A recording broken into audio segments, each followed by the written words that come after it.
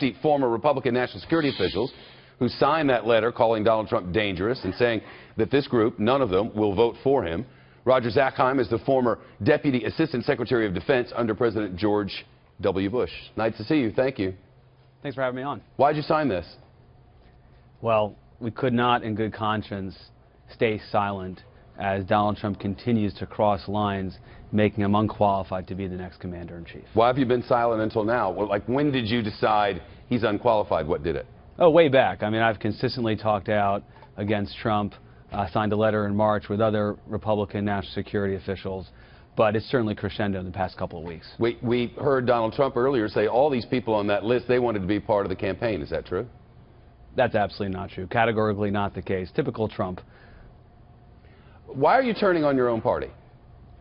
Well, I think Donald Trump's turned on the Republican Party. That's what's happened here.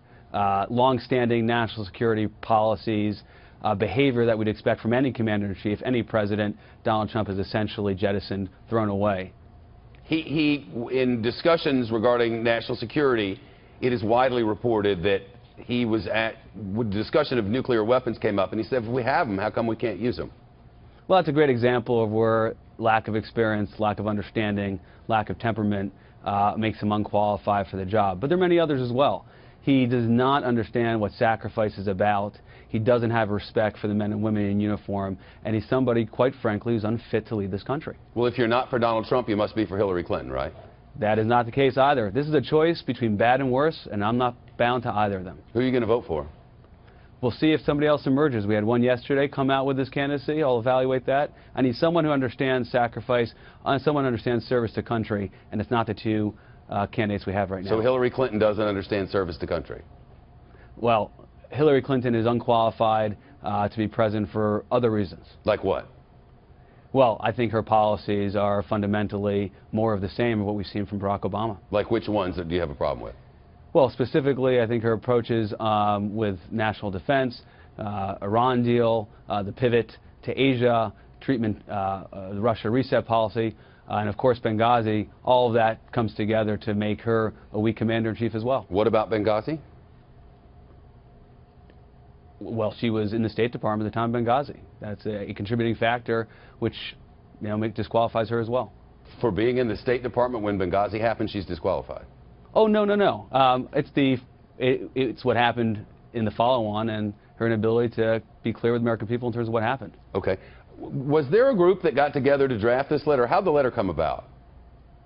Well, I think there's a community of national security professionals who obviously stay in touch and are concerned. Somebody had to culminated organize in this it. letter. Oh, yeah, sure. Who was that?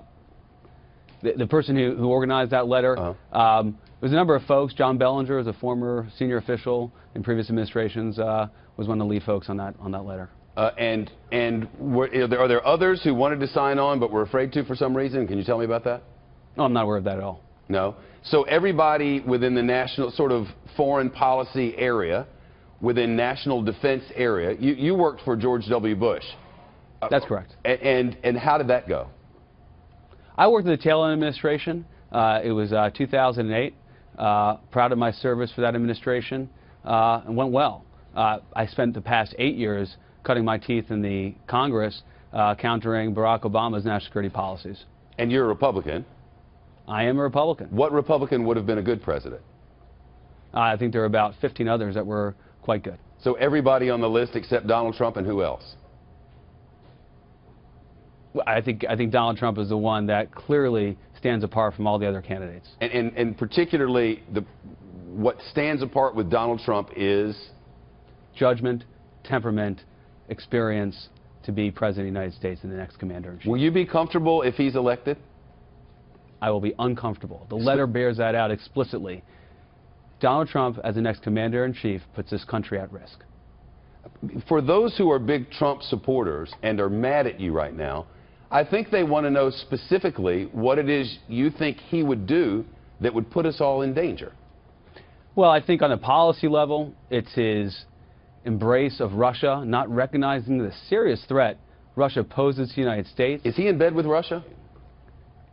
I don't know if that's a term I would use, but he clearly does not recognize something that every other national security professional sees as a major risk, and that is Russia's role in the world.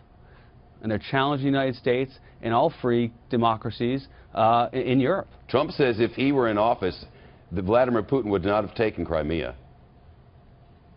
He says a lot of things.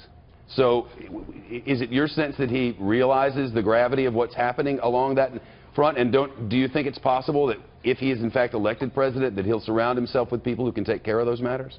I hope and pray if he's president, he has some good advisors. What we've seen to date is he's somebody who does not listen to his advisors. I mean, you just mentioned Ukraine and Russia. He had an interview earlier in the week where he wasn't sure if Russia had actually invaded Ukraine. That's how it seemed, but he later came back to try to clarify, it sounded like. You didn't buy the clarification? He's constantly clarifying things he said. At a certain point, you have to judge a man by the things he says, and the things he says makes him unqualified. Where were all of you during the primary? I can't speak for the other 49 folks, but I was out there engaging in the campaign, supportive of Marco Rubio, doing my part to promote a strong national security platform for the Republican Party.